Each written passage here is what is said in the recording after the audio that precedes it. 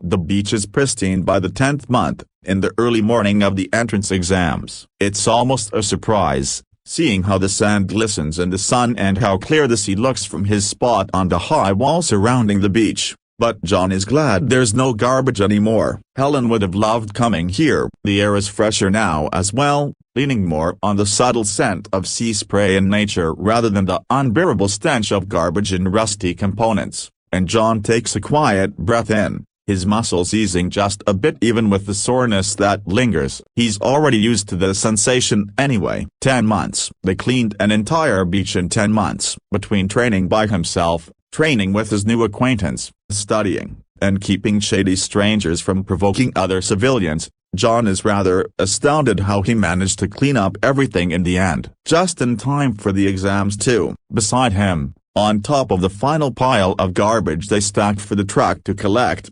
Katsuki yells into the sky, and it's not one of rage or vexation, but of accomplishment and euphoria. John feels the same way, albeit it's a warm hum in his chest. A foreign little thing that came out of nowhere for him to acknowledge. It's been quite a long time since he's felt this proud of himself. The only time he's ever felt this way was when he had been 10 and managed to learn how to shoot the target center. Neither the director nor his trainers ever expressed their pride in him with that, though, so he didn't bother expressing it himself in later years. Until now, that is. It's a strange feeling. Well done. You too. All Might arrives in his car, deflated in the emaciated form of Yagi Tashinari, but John can see the pride in the man's eyes as he smiles, approaching them. Your efforts certainly have paid off. You're damn right they have. Katsuki roars triumphantly, jumping from his perch using short bursts of his explosions to slow his descent until he's there by John's side, grinning widely and wiping away the sweat coating his forehead. John just nods shortly. He had seen the physical improvements this morning before he left, and though he doesn't particularly like looking at himself in the mirror for long beyond brushing his teeth and cleaning the glass as per his chores, he will admit that the change is noticeable. His muscles are a lot more built, appropriate for a 15-year-old teen to have, and with such limited time to work with. He grew a bit taller as well, but not as tall as Katsuki, who has a few feet on him. He blatantly ignored Katsuki's teasings over being taller than him when the blonde discovered the fact, primarily because it didn't matter to him. Job has dealt with much bigger opponents before to kick up a fuss over height differences. Another difference with Katsuki is that his own muscles are slightly more defined, the arms and shoulders being rather robust. He must have had his own private training then, specifically with his quirk. Good for him. I must say, Yagi begins, turning his sunken-eyed gaze at the newly unsoiled beach. I've never seen this place look as beautiful as it is now. You both have truly outdone yourselves. Katsuki waves the man off, although John can see an inflated ego when he sees it, but he won't comment on it like usual. The blonde can have this moment of gratification, at least. We don't do shit halfway, All Might. That's not our style. Yagi laughs merrily, and it sounds a lot more genuine than when he does it as All Might. I can see that. You've definitely taken the plus ultra spirit to heart. While John is still unsure why such a phrase is so beloved in this world, even after reading the summary of its origins and its attachment to the image of a, he takes it as is, and nods again. Shortly after, Yagi tells them that he'll be one of the judges for the practical exam, a fact that doesn't really change anything for John, but Katsuki seems bolstered by the revelation. Knowing him, he's probably looking forward to impressing the hero again, this time with the usage of his quirk. That or Katsuki is just excited All Might will be watching the practical. Who knows? Young Midoriya, you've already requested the school-issued support items beforehand, right? Yagi asks, and John confirms it with a dip of his head. May it never be assumed that John goes into things unprepared. He had the foresight to check the requirements in regards to the entrance exams on the school website and found one section that stated that an applicant may bring their own support items or inventions. Another option is to requisition specific tools offered by the school. The list of available items already given on the site, obviously, no guns are listed, but he always managed to make do without them anyway. Job has yet to know how the support items are made as well as how they function in full detail. so appealing for tools supplied by is the next best alternative. In a worst-case scenario, if the items somehow stop being functional, he could always improvise and use the remains of the destroyed robots. He does wish he won't get caught up in some kind of explosion in the process, though. That's an unpleasant experience he doesn't want to relive again. Excellent, Yagi says with a grin. I know you two don't need to hear this from me, but I wish you both good luck in the exams. It'll be a challenge for sure, Bota. But nothing. We've got this shit in the bag. Katsuki interjects, still in a high of their accomplishment as he cracks his knuckles, and John resists rolling his eyes at the display. Although he wouldn't be opposed if he failed the practical exam and got into the general education department instead, John is profoundly aware he wouldn't hear the end of it from the explosive blonde, so like it or not, he will have to do his best. You are the best of them all, Jardini, so you must uphold that standard. He can make backup plans for a garden variety life some other time. Later, they go on their separate ways, with Yagi heading over to the school, and John and Katsuki heading to their respective homes to clean themselves up and be ready for the day. And John thoroughly doesn't think of how this is beginning to feel similar to his convocation from the Ruskaroma, because it isn't. He's not going to be given a trial mission to see if he's competent enough to graduate from its walls. He's not going to fire his first shot from a distance. He's just taking a high school entrance exam. It's just an exam. Your final exam will be the kingpin of the Rising Sun and Mob, their territory located in New Jersey, so be prepared for your flight. Oi, Deku. Just as he was about to take a right at the intersection of their neighborhood, John glances back to find Katsuki observing him with a familiar gaze, narrowed, but not venomous. Stubborn, but not callous. A challenge from an equal rather than something born out of hostility and ill temper. Don't fucking forget, alright? I'm gonna blow the entrance exam out of the fucking water, Deku, so don't half-ass it either. Yeah, and that is a promise, Tilda. Mom is a lot, teary-eyed when she sees him off at the entrance hall of their apartment, a sight that John is used to and knows how to handle by letting her hold him in her tight, motherly hug. This time, he lets himself hug her back completely, his arms enveloping her back delicately rather than his hands simply patting her arms. She deserves better than that, especially after supporting him in his training this whole time. He's grown taller than her, he notices, and she's grown rather plump too, but he won't comment on it. Be careful, and do your best, alright? She asks of him when she lets go, her lips wobbly as she offers him an encouraging grin. I'll be cheering for you, Izuku. He likes to think that Helen is cheering for him too, wherever she is. John doesn't quite smile like her. He can barely remember how nowadays without it feeling fake on his lips, but he softens his features as best as he can when he nods in Mom's direction. Thanks. And then, he's out the door. John isn't quite sure how to respond to this, even after spending the past few months getting acquainted with the Amo Hitoshi, a kid he somehow managed to befriend months before, but he figures the generic reassurances will be fine. Maybe. Hitoshi. You'll be fine. We need to work on your comforting skills, dude. BC I'm not feeling the comfort. Not really, but okay lol. Well, see you later then. Good luck in advance you two. Is eyebags there already? John looks up from his phone to see Katsuki looking quite annoyed beside him, but that's just his usual face, especially when Hitoshi is concerned. Yeah, TCH. Figures. The other boys cough slightly, but even John can tell there's nothing inherently choleric in his words. Well, it doesn't matter. I'm gonna beat that insomniac bitch in the exams first and rub it in his face. It's just an exam, Katsuki. Shut up. He does, mostly because he's already accustomed to this rivaling song and dance between his two acquaintances who somehow have a lot in common yet get along like oil and water to bother interfering with it. It's not exactly his problem to deal with unless they drag him into one of their little competitions, to which he simply evades and just leaves them be to resolve things on their own. In hindsight, perhaps it was a bit of a bad idea to let them meet.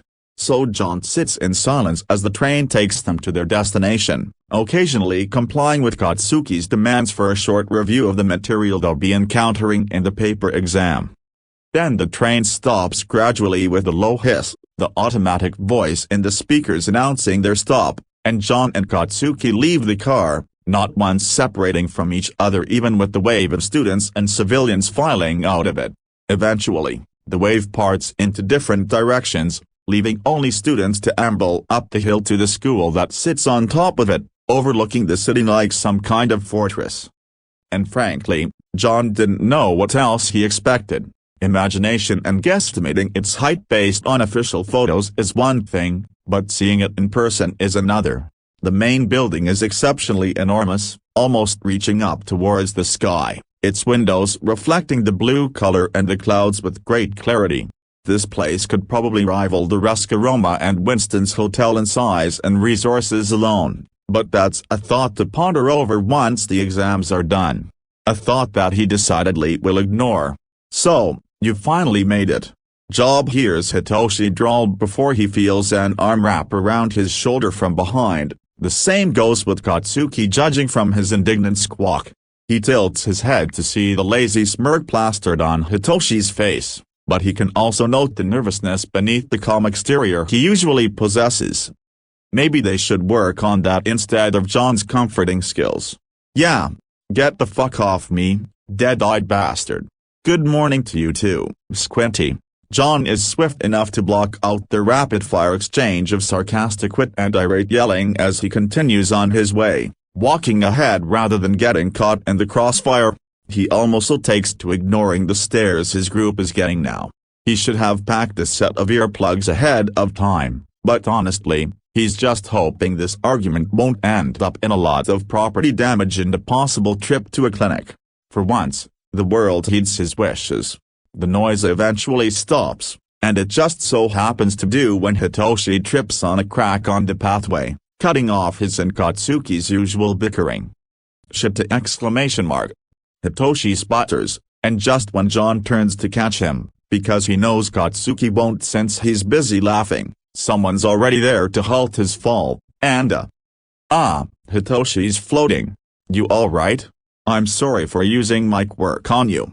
A girl with distinct pink cheeks, and possible levitation or gravity quirk, apologizes. "It's fine," Hitoshi says as John guides him to float in an upright position and the girl touches the pads of her fingers together, consequently letting the taller boy back on solid ground. Interesting. So it's a 5-point touch quirk. Would it still work without a finger? Probably. Probably not. John isn't about to ask, though. That'd be strange. "Thanks." Hitoshi rubs the back of his neck sheepishly, later shooting the still laughing Katsuki a glare. The girl smiles. "It doesn't look fake, no problem. It would have been bad luck if you fell." Job has been thrown to the ground multiple times in different circumstances for him to know how much truth there is to that statement. "Nah, you should have just let him fall. He'd look less like a fucking zombie." Katsuki is in stitches by now, clutching his stomach as he laughs to his ego's delight. And Hitoshi, predictably, doesn't take it without retribution. "Keep laughing and we'll see if you can attract some hyenas in here." And so it begins again. Seeing that things are fine now, John turns back to where the other students are entering, the voices of his two friends, now bickering up a storm of drier sarcasm and even fiery insults, and the girl drifting into a distant murmur the further he goes. He thinks the girl is wondering out loud why he's leaving, but it doesn't matter. He keeps walking, following the signs and the flow of the students to where he needs to go. They'll catch up anyway. Tilda. The paper exams come and go smoothly in a span of 3 hours. John wasn't exactly confident in a few subjects, but he answered every question to the best of his ability. The director always sought the best in her children, after all. He wasn't an exception. He thinks he did well in the science portion of the test, given his private research of everything that had to do with quirks during the first few years of his new existence. The math and history portions were fine too, as was Japanese literature, even though it took him a while to remember the names of characters and story titles, and central themes. What did take him longer was the essay portion at the very end of the exam. Questions about morality, the dichotomy between heroes and villains, personal feelings on this, and that if he didn't know any better, John might have thought the test packet he was given was made specifically for him, to throw him in a loop. As if there's some kind of supernatural presence among the teachers and the students, a wandering, vengeful ghost. It could be Vigo, Isf, Cashin, Santino, the Bowery King, the director, the adjudicator, Winston, Markusakama, aiming to make his current life a living hell with all the introspection, even when he feels he's been doing plenty of that already. But he knew, logically, that there isn't anyone like that. At least, to his knowledge. Those questions were moderately general enough for a bunch of hopeful teenagers to answer, either in lackluster fashion or with some ignited passion to drive them to write their response. John can't do either of those. It's almost in his nature not to half-ass things, yet he's not at all passionate about any of the topics prompted. Morality? The contrast between heroes and villains? What kind of hero do you wish to be? He didn't have a clear answer for any of them. But he wrote anyway. He didn't try to look deep into the pond those questions opened up for him. He didn't overthink it. He just answered to the best of his ability, even when the words he had written felt lacking in the emotional aspect. Even when he wrote them down neither as Madara Izuku nor John Wick. But he figured the ones responsible for checking the tests wouldn't care that much. As soon as all the test packets are collected by the exam proctor, tall, exposed teeth like a skull, trench coat, leg prosthetics ectoplasm, his memory suggests, everyone in the exam hall clambers to leave, some grousing over not being able to answer a few tricky questions and others thinking out loud that they did well. John ignores them. Lunch passes by just as quickly. He follows the signs and the movement of students to where the auditorium is, and in the track, he reunites with Katsuki and Hitoshi, both expressing their thoughts that they did fine, if with a bit of subtle shoving here and there over who finished first. He doesn't see the gravity girl anywhere, but he suspects she's already on her way to the next room for their practical exam orientation. And speaking of the orientation, welcome everybody. A walking embodiment of a radio station stands center stage, clad in a neck speaker and leather that just can't be comfortable when it's summer, and with the peculiar hairstyle that gives him the impression of a cockatoo. John didn't need a second to recall who this hero is, since the man's radio show has always been Mom's favorite to listen to in the evenings, and even if he tried, he couldn't escape seeing the face and hearing the name of President Mick. John notices some movement beside him, and when he subtly glances to the side, he discovers Hitoshi hiding a smile behind his hand as he leans his elbows on the long table, his expression akin to one of fond exasperation. There's a story there, but he won't poke around it. That's not at all important right now. You guys fired up or what? Gimme a yeah. They don't give him a yeah. President Mick doesn't seem that discouraged by the silence, though. Anyhow, I'm gonna give you the rundown of how the practical exam is gonna go, you dig? Can I get a yeah? Exclamation mark. He doesn't get a yeah. And Hitoshi is currently holding back laughs, covering his mouth with both hands and sinking on his seat in an attempt to muffle them further. Yesh, tough crowd, President Mick whistles, but he waves a hand dismissively. Well, waiters. Listen well and good, listeners, cause this is how it's gonna roll. John pays close attention to the instructions, considering each detail carefully, not missing anything. President Mick explains that the test will run for 10 minutes in a mock city where they will have to fight robots, so the website wasn't kidding. Not only that, students from the same school are separated into different areas, which disconcerts Katsuki a little from the way he grumbles under his breath. Lastly, there are 4 robots in total with designated point values beginning from 1 to 3. John doesn't get to hear about the last robot and its point value, however, when someone raises their hand. A squarish teenage boy with glasses stands up and begins to ask about the last robot, and for some reason going off on a small tirade about oversights and how it's an embarrassment to a well-respected school such as A. It was relatively fine until it mildly escalates when the same boy whirls around to direct an accusing finger at Hitoshi, who goes rigid on his seat but just as swiftly schools his features into his usual mask of composure and unconcern. And you. The boy with glasses scolds. If you think this is some funny display based on your laughing earlier, please leave. This is not a game and clearly, you aren't taking this seriously.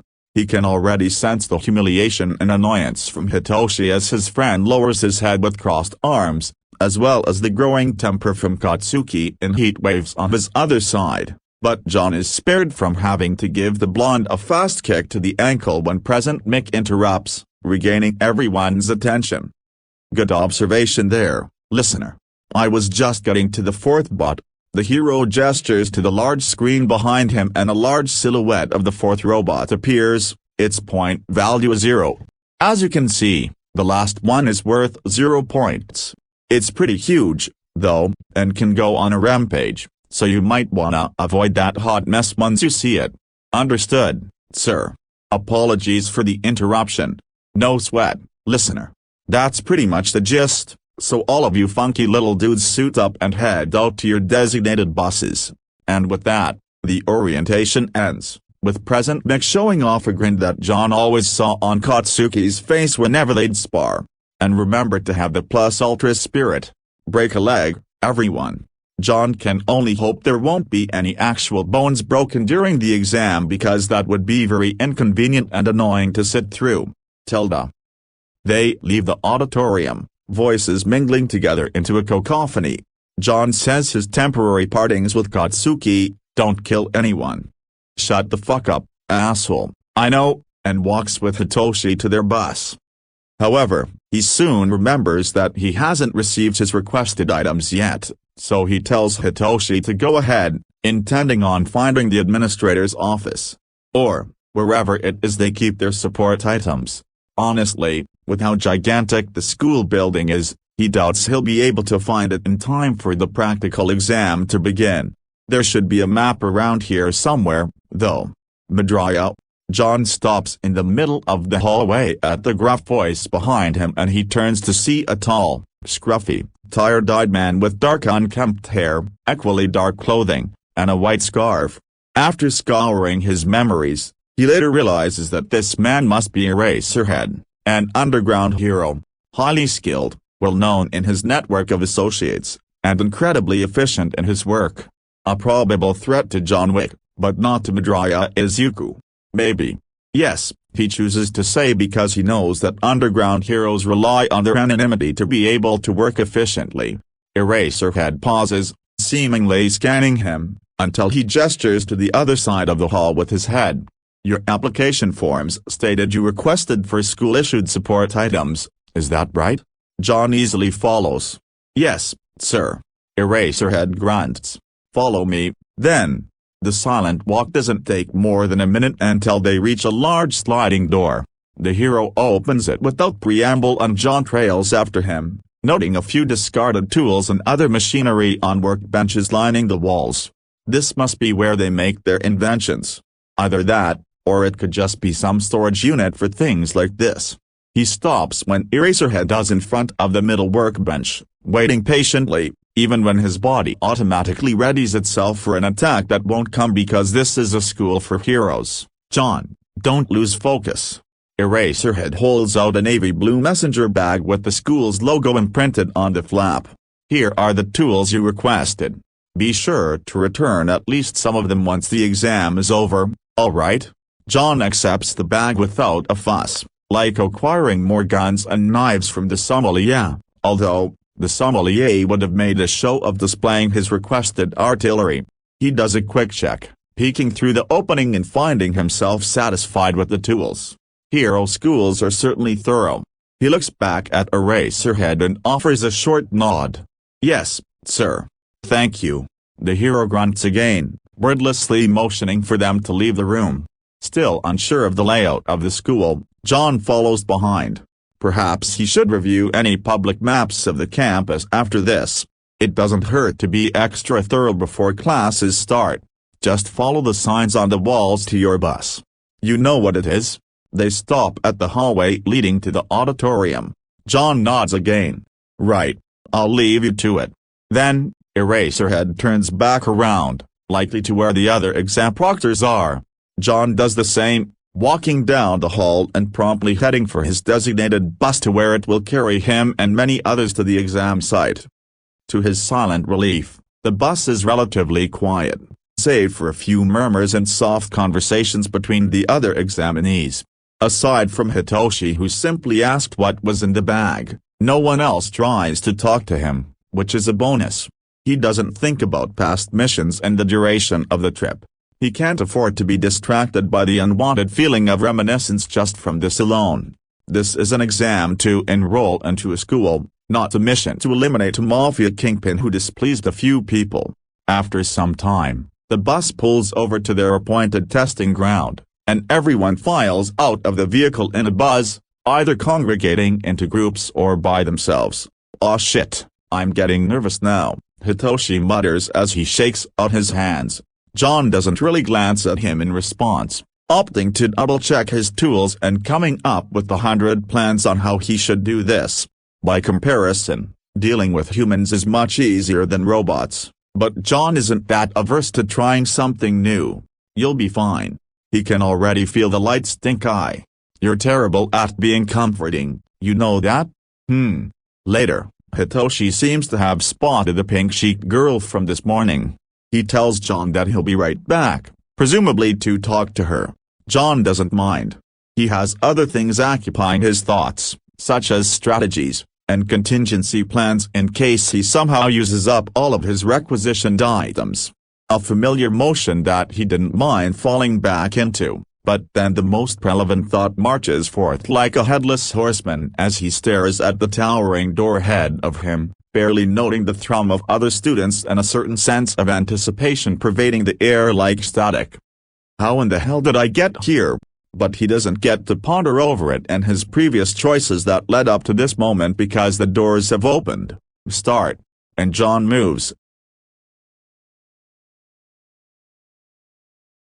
John destroys his first robot after another examinee blasts one with some kind of laser shooting from his stomach, and apparently, that examinee is also French because he aims a wink at John and says, "Magnifique." John graces that with just a bob of his head and grabs a durable piece of metal pipe from the damaged remains before running off to his sighted target. Judging from its single-wheel design and the large number painted on its arms, it's worth just 1 point, but it's better than nothing, he supposes, so he forges ahead, his impromptu weapon in hand. Target lock on. He's quick to use a damaged robot as leverage, mounting it and shortly jumping off it to plunge his weapon from behind the robot, straight through its chest. The thing is surprisingly breakable. Something bulky and sphere-like is sticking out of the other end of the pole. He realizes, is it ... a heart or something? Best not to think too much about it. Time is too limited for him to ponder over unimportant details. Deeming his weapon unusable, it's immutably stuck in the bot's chest now. John climbs off his first casualty and decides to nab the sizable object from the pole. After checking it quickly and thoroughly, it is a heart, consisted of wires and durable material. He glances at the messenger bag he's carrying and a plan is formed. He only hopes Sam makes their bags as heavy-duty as everything else, pocketing the steel balls and small electric discs, and looping the prototype capture binding around his left arm securely. John puts the robotic heart within the bag, finishing off with testing its robustness by giving it an experimental swing. Thankfully, it doesn't there, which is all the assurance John needs. He finds 2 more robots, a 1-pointer and a 2-pointer gunning for him, their red eyes gleaming brightly and dangerously, no doubt ready to attack him, render him useless, kill him.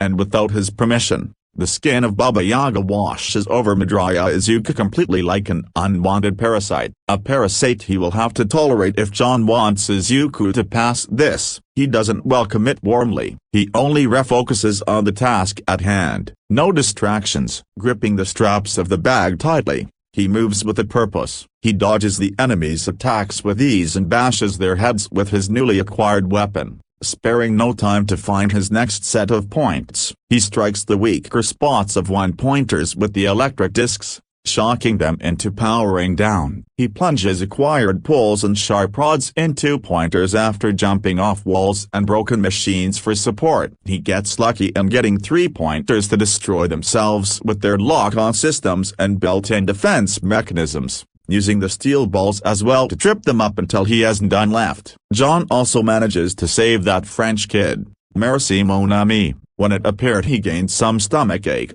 and a few other examinees from making careless errors, either getting hasty verbal gratitude for his efforts or irate yelling for stopping them from gaining a point. John doesn't care for that. He destroys a couple more villain robots with his worn makeshift weapon. He knows it'll give way eventually, but it hasn't. So he keeps fighting. He doesn't know what his score is now, but he reckons it's at least higher than 10 or 15, maybe 20, if he's feeling generous of himself. In the mayhem, he finds Hitoshi, visibly exhausted but continues to dodge swipes from the robots and successfully getting the machines to demolish themselves. He's unsure how many points his friend has, but what he does know is that passing this exam is important to Hitoshi. Plus, no matter how much stamina Hitoshi says he has, there's a limit to how much he can evade. So John swiftly picks up a broken sign pole from the ground and jogs up to his friend, wordlessly handing it to him before running off again. Absently, he wonders how Katsuki is doing, but he figures he's doing fine. It's Katsuki, after all. He fells 3 more robots before a 2-pointer stands before him like a dragon from a storybook. And though John doesn't think himself to be a knight in shining armor, he slays it with a fast and heavy swing of his makeshift weapon to the head, narrowly avoiding the robot's initial attack. It doesn't immediately go down, but it does sputter in sparks, visibly malfunctioning. John dodges another strike from the bot, making its arm stick itself in the asphalt this time. He takes the chance to rush forward, shouldering the messenger bag and holding the capture binding in both hands. Without delay, John loops the binding around the 2-pointer's head and drives it like a metal steed, leading it to crash into many of its brethren until his mount is all but demolished, the binding thankfully not snapping throughout the whole ordeal.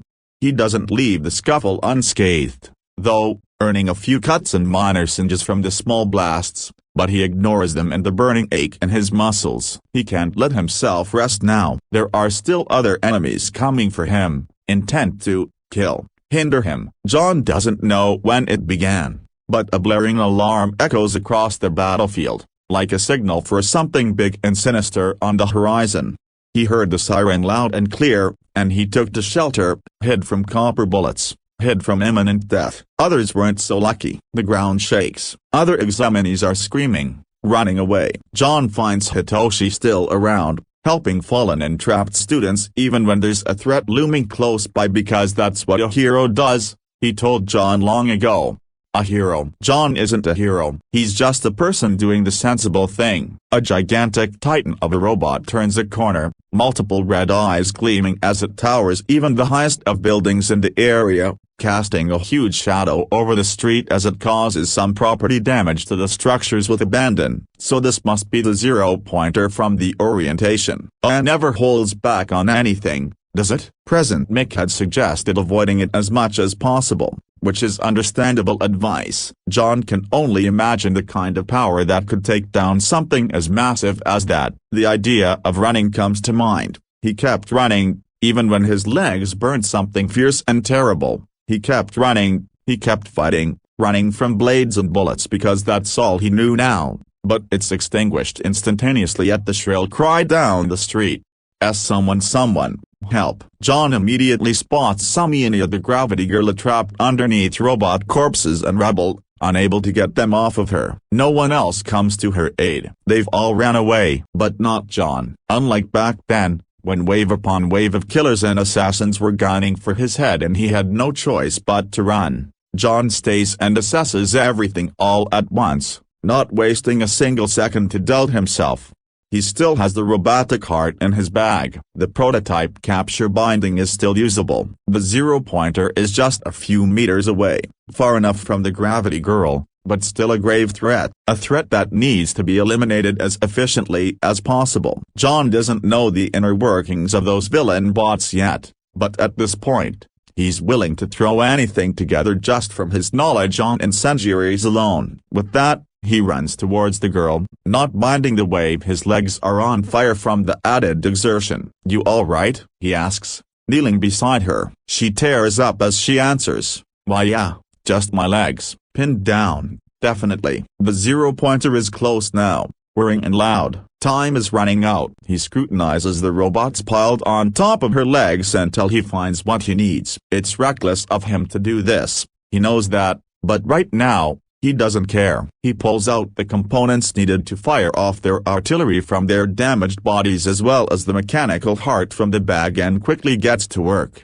Luckily, he recognizes most of the parts as soon as he goes to combine them all in some way, so with slightly shaky hands, he added the last piece of the gun. He connects the last wire. Seeing the small red light blinking, he had a minute to escape before it went off, and shortly asks, "Your work?" "It wouldn't hurt to double-check." "Z0 gravity," she replies, shaking. "Why a question mark? Can you make this float?" The robot is closer. The girl looks at him confusedly, but she does reach out to tap it, and John briskly ties it with one end of the capture binding and holding the other end. He looks up at the zero-pointer, near enough for him to act. With the spin of the capture binding to build up momentum and speed, John launches the thing at the machine's head, the capture binding along with it. He hopes Eraserhead won't mind. He did tell John to return some of his requested items. He's fast to get the fallen bots off of the girl, and she crawls herself to freedom before he goes to carry her. How much time is left? John doesn't know. All he knows is that he's escaping with the girl in his arms, away from the mechanical behemoth in a sprint. He hears the booming noise before he feels the swell of heat and the force of the explosion from behind him, and he is propelled to the air. So much for not wanting to be involved in another explosion. On instinct, he braces for impact, turning on his back to receive most of it so the girl wouldn't have to. She's injured enough as it is. But then he feels lighter, somehow, as if he's floating. Oh, he is. The gravity gorilla. Gotcha. John then senses someone else catching them, the collision of it rattling him slightly. Oh, it's Hitoshi. Fucking hell, you're gonna give me a heart attack one of these days, you lunatic. His friend mutters. Should John apologize afterward? He's not sure, and frankly, he's a tad bit exhausted to muse on it, but maybe a trip to their usual corner store could suffice. Later, once everything is settled down to an extent, a petite elderly woman with a doctor's coat and a peculiar syringe cane comes to check for injuries. Oh,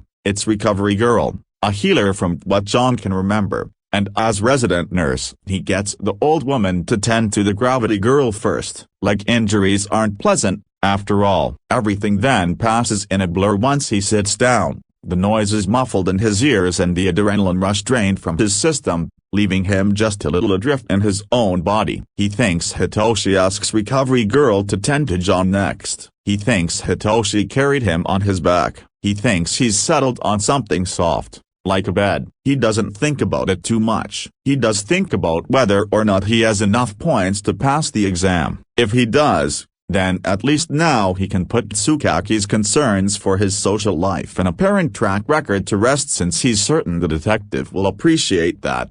And if he doesn't, well, he just hopes Katsuki won't chew his head off for it. But that's a problem for the future version of himself. He's tired. Tilda.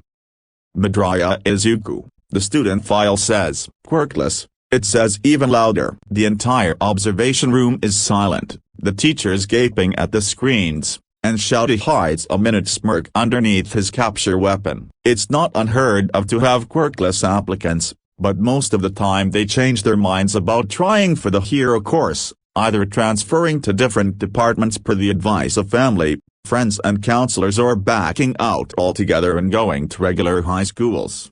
Not this quirkless applicant, though. No, this kid is practically blowing the exam out of the water, and that's Shota's quiet little bias towards the underdogs talking. Holy shit, Vlad breathes out as they collectively watch the quirkless middle schooler jump down from a damaged bot's corpse to plunge his acquired metal pole all the way through a one-pointer's chest. And what the fuck, is that the robot's fucking mechanical heart? He can hear Majima choking on his coffee at that. How in the goddamn fuck did he do that? The kid quickly climbs down from the now dead one-pointer only to nab the mechanical heart, examining it for a quick second before he puts it inside the fucking bag after removing the bag's contents, successfully creating some sort of blunt force weapon akin to a meteor hammer. Then he moves on to use said blunt force weapon to bash the heads of the other robots, almost poetically ironic in that he's using the heart of a villain bot to kill its brethren without a second thought. It's a terrifying and majestic thing to witness, actually. Almost, at least Ned's, who seems to enjoy the show, smiling and sipping his tea all the while. The kid doesn't stop there, he keeps fighting, destroying bots left and right using the tools he requisitioned as well as his environment to his advantage. His score rises even more when he also begins saving a few injured examinees, earning a few scraps himself. But he doesn't falter. He even gave Hitoshi a broken street sign pole for him to use as a weapon before rushing off. Could Midoriya be the friend Hitoshi's been meeting up with for the past few months? Maybe. They seem to know each other since Hitoshi reacted with relief in his body language. But Shouta will think on that later. Shouta watches carefully when Midoriya finally unwinds the prototype capture weapon from his arm and holds it in his left hand with the makeshift weapon clenched tightly in the other, eyeing up another two-pointer in front of him. He knows he should be watching the other applicants. He needs to be impartial, after all, but he can't seem to ignore the quirkless boy, nor Hitoshi, for that matter. The kid's ranking up his scores as well, for long, anticipation thrumming under his skin as he witnesses the kid trick the robot into pounding the ground instead of him and subsequently bashing it in the head at the opening. In his peripheral, he can see Hayashi, Namri, and the rest of the teachers fidgeting on their seats, likely wanting to get in there and save the boy, but Shouta knows it's unneeded. Honestly, wanting to protect those who can't protect themselves is a good quality to have as a hero, but really, they should at least have a little more faith in this kid's abilities. He has enough points to pass, after all. Surely that must count for something. Midoriya catches his attention again when the kid leaps back from a strike from the robot, making its arm hit the pavement and stuck there. Good reflexes, Shouta thinks with a nod. The boy dashes forward, shouldering his bag, and after securing the prototype capture weapon in his hands, he uses it to steer the damn robot like a mechanized warhorse, leading it to charge at the other bots in the path. Suffice to say, Shouta is thrilled by this new development, even when he can feel the second-hand stress rising from each new stunt. Look at him go. Snipe whistles and Shouta knows right then that Midoriya Izuku has impressed the staff. All Might looks particularly in awe and terrified all at the same time, and while he's a little curious about that kind of reaction, it's none of Shouta's business to pry. And then, Nedzu releases the zero-pointer because he's a madman. Shouta can respect that. It's mildly disappointing to see that all of the examinees are running away, though, but he thinks it's logical to escape a dangerous situation when you can't do anything to stop it and need backup. However, he does notice Hitoshi staying behind to help out a few students who've tripped or stuck under some robots, which is heartening to see. Shouta will definitely take him to his favorite cut cafe for that, as a treat from a dad to his son. "Oh, we got someone trapped down there," Power Loader says, fiddling on his tablet. The other teachers set their sights on a girl trapped underneath rubble and robot corpses, the girl with the gravity quirk, his mind supplies, and the zero-pointer is just close behind. Shouta doesn't need to see the others to recognize they're concerned, itching to get in there, even though Nedzu has safety precautions in mind for this kind of situation. The sequence of events that happen next, however, will forever be stamped in their memories, because Midoriya Izuku, the underdog among them, runs towards the zero-pointer's direction without pause nor hesitation. "The hell is that kid doing?" Vlad mutters. The boy crouches before the trapped girl, most likely talking to her about her injuries, and after a moment, he pulls out the robotic heart from the bag and then a few things from the destroyed villain bots. The camera doesn't show what Midoriya is doing, which is a little annoying, but Shouta can hazard a guess. He watches as the kid shows his new creation to the notices how the girl nods, reaching a hand out to tape the object, And Midoriya rises to his feet. He looks straight up at the massive bot before him. He winds his hand holding the bulky object back and throws. He doesn't look to see if or where the thing has landed. He just crouches and lifts one robot corpse, possibly pinning the girl down, which allows her to crawl out some. Then he lifts her in his arms, sprinting like hell away from the robot until a giant explosion happens right at the head of the zero-pointer, and everyone collectively loses their shit. What the fuck? Holy shit. Where did that come from? Did that kid just throw a bomb? How is that possible? I thought he didn't request a bomb, how? Meanwhile, Shouta is still processing the fact that Midoriya defeated a giant fucking robot, saved somebody, and garnered plenty of villain and rescue points. All without a quirk. He can already imagine the Hero Commission and the school board having a grand time with this change in the norm. Shouta certainly is, because now, Midoriya has made a giant wave in the ocean as the first Quirkles kid to apply to AS Hero course and succeed. A certain part of his mind tingles, poking at a memory, and Shouta wonders where he's seen or heard of this kid before. Nezu claps his paws together, urging everyone to calm down, to an extent. Before he explains, Midoriya Izuku did not, in fact, request an explosive device. It's quite thrilling, actually, because he made one out of the incendiary components of the 1 and 2 pointers. A smart young man, he is. They watch the aftermath. Apparently, Midoriya and the Gravity Girl, Yoraraka Okoko, as stated from the files Shouta was able to pick out, had been propelled by the force of the blast, and the boy shielded her from the incoming impact on the ground before she used her quirk on him, and Hitoshi Blessima managed to arrive in time to catch them both. They're seen to by Recovery Girl, and the whole room is once again bathed in silence until Nezu announces with a particular giddiness to his tone, "Everyone, let us welcome the top scorer of our practical exam, and the first quirkless student to have made an impression and passed with the score of 83 points, Midoriya Izuku." Shouta allows himself to grin. Somewhere in the school, in an infirmary, the door bursts open. "What the fuck did bags mean you blasted a robot to hell with your OWN fucking bomb, Deku?" John should have escaped.